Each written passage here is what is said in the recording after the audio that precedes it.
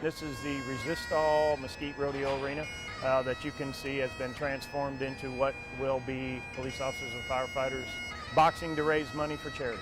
Those? I'm Dave Swavey. I'm the executive director of the Guns and Hoses Foundation of North Texas. This is an organized event. It's sponsored by USA Boxing. Feels good. We started this year with about 100, and we got it down to where we had about 23 matches. She joins us to not only honor her beloved husband, but to all of our fallen heroes. I'm Ashley Hardy, and my husband was Officer Wes Hardy. He was a Plano police officer, and he was killed in the line of duty last year. They found out that I sang, so I decided to go ahead and sing the national anthem this year for the Guns N' Hoses event.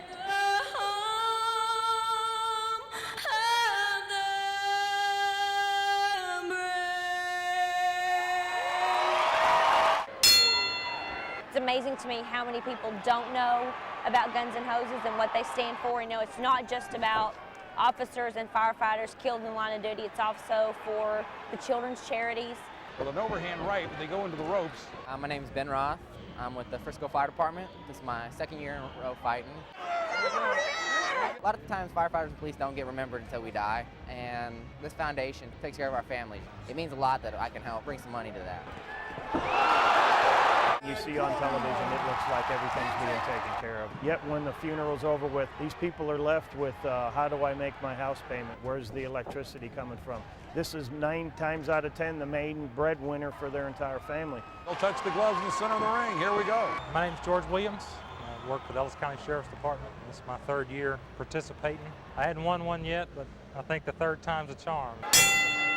You think that a minute round, 3 one-minute rounds is not that much, but once you get in there, you find out real quick that it doesn't take long to get tired, and your arms feel like they've got 20-pound weights at the end of them. 1, 2.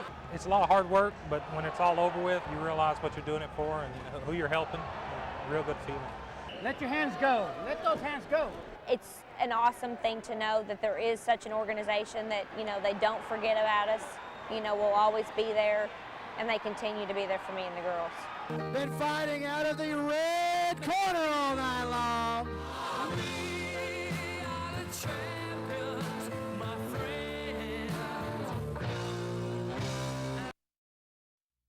Welcome to Texas Motor Speedway. Welcome to Team Texas. For most people, this will be one of the neatest things that they've ever done their whole entire life. The first time since you were 15 or 16 years old in driver's ed, it's going to take 2 hands to drive this race car. This is the stock car driving school that runs year-round here at Texas Motor Speedway. Now, the first couple laps that you do this, it'll be boring. You'll only be going 85, 90 miles an hour. This is going to be amazing. We put 10 cars on the racetrack at a time. We allow a fast one to pass a slower one. You get on the track, your adrenaline's pumping, everything else, and the excitement and how fast things are going by you. To make it safe and to make it fun, we put an instructor on the passenger side. Oh my gosh, it's amazing. We throw away a few of the rules for the girls. The instructors are awesome. They're in there and they're really helpful, but they let you, go as fast as you really can go. Whether you're absolutely crummy or you're absolutely wonderful, we want you to have a blast driving this car. I've had a ball. This is something I will be back to do.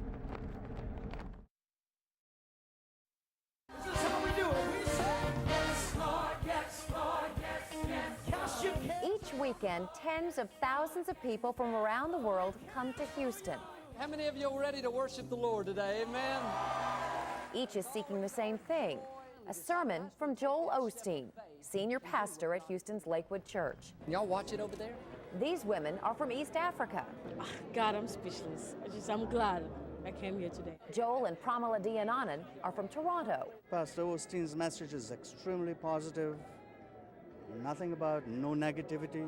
Such testimonials aren't unusual. More than 30,000 adults regularly attend his church, making it, by some accounts, the largest and fastest growing congregation in America. His weekly sermon is broadcast in more than 100 countries, and he now has a best-selling book. What makes him so popular? We're not beating people down.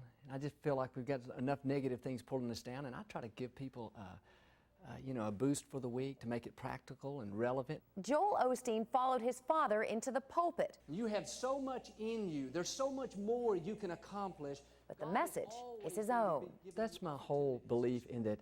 Go out expecting good things to happen. Don't go out expecting people to not want to help you. Expect to have preferential treatment, knowing that you're a child of the Most High God. It was upon his father's death in 1999 that Osteen left his behind-the-scenes job at Lakewood's television ministry to become senior pastor. You know, when my father died, it just was all of a sudden it was in me. I knew it was what I was supposed to do, and so I just stepped up and did it. Osteen's ministry has grown so popular in the 5 years he's been senior pastor at Lakewood Church. They've outgrown their 7,800-seat facility.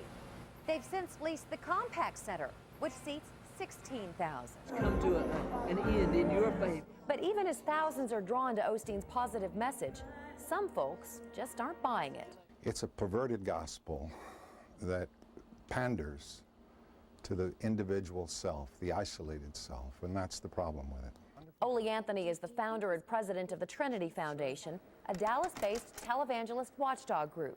He says Osteen's message is simply cotton candy theology. I would have no problem with him if he was doing it in the name of Bruce or saying that it was some kind of self-help seminar, but it has really nothing to do with the cross of God. I believe that we should have a prosperous mindset, but I do think, and a whole chapter in my book is dedicated to, we are blessed to bless others. I never say we're blessed to just say, you know what, this is all for me, me, me. His supporters say Osteen simply has a God-given ability to make people smile. God's given me a great life, and I've always smiled all my life. In my baby pictures, I'm smiling. So, you know, people kid me about it, but I think it's great. I love to smile.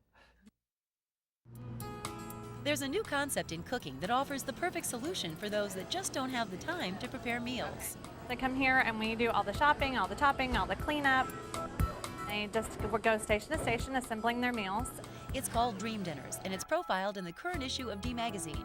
It works like this. For a fee, customers are provided with all the ingredients and instructions to prepare 6 or 12 frozen meals. It's very easy because I'm not a cook. And actually, once you come and do this you try more things at home. Menu items change monthly, so repeat customers are frequent. It's an affordable way to feed families. The 6-meal session is averages about 110, and then the 12-meal session averages about 200. It also saves on cleanup. The techniques that they show you, making them in these containers and things, really does save your dishes. Recipes are provided with specific instructions and pre-measured ingredients. To find out how easy it is to actually make one of these meals, we thought we'd better put it to the test. Chicken Mirabella was my task, and on-call help was there if I needed it. But within just a few moments, it was prepared, bagged, and ready to cook later. If a reporter with limited cooking skills can do it, anyone can. For D Magazine, Suzanne Sunna, CBS 11 News. The traffic coming off of 121, it just gets miserable with the lights and it backs up. Hopefully it stops some of the crazy traffic around here. From cleaning off debris, it's tense, to putting up lights, the clock is ticking for the NTTA. but we will make it. Failure's not an option. We don't have an option. But drivers will. The 3-level, $35 million, 1.5-mile extension guarantees to take half the commuters over the 121 and off the side streets. Oh, it'll take 15 minutes off probably, because I go back and forth there every day. I work up in Frisco. It makes a better commute for me instead of taking the side road. The extension not only helps drivers get to where they're going faster, but makes it more inviting for them to spend their money in Frisco. It has an impact on people getting to the mall from a retail standpoint.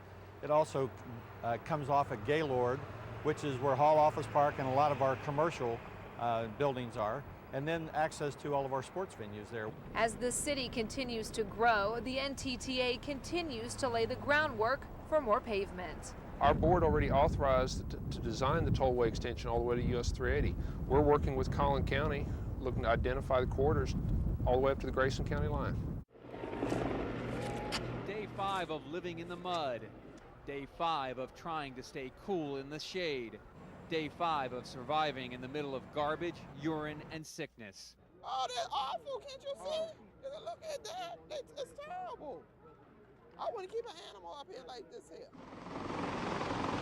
The helicopters keep coming, packed with rescued flood victims, but the drop-off point only brings more misery. There are literally thousands of people waiting here along Interstate 10 heading into New Orleans. It is baking hot outside. Some people have been here 3 or 4 days. No showers, low on food, no water. They're tired and they want to get out of this city. Thousands wait for buses to take them to Houston. Tashika Lewis is lost in the masses, separated from her family, already in Texas. Just trying to get to my family. If I could get to Texas, I just want to let them know I'm alive. The medical conditions are deplorable. Only a few doctors and paramedics are there to treat hundreds of patients. Flood victims are passing out, overcome by the conditions and the heat. In uptown New Orleans, martial law is the rule, and so is misery and despair. Chip Driscoll of Conroe, Texas, is trying to evacuate the elderly and the sick. I've seen lots of dead bodies. There's people near death. We're doing all we can do to get them here. St. Charles Avenue, where the streetcar runs through uptown, is no longer picturesque. Instead, it's the picture of desperation. Dozens of law enforcement agencies converged on County Road 422 just a mile south of I-20. The suspect's truck had been discovered there, and authorities felt he might be somewhere nearby. Officers searched the woods, even brought in dogs. They've got a dog out up here. But the thick brush provided plenty of cover. Well, it's very difficult, as you can to see the woods and the rough terrain. Of course, we do have horse units and dogs, which were all dispatched to the area. But after more than an hour, it was an alert citizen walking through the woods that spotted Robertson. He was laying in the woods, semi-conscious. He had injury to his wrist, where apparently he is self-inflicted. The discovery and capture came as a relief to neighbors who hid out in their homes during the search. We locked down. Wife insisted we get locked down, so we did.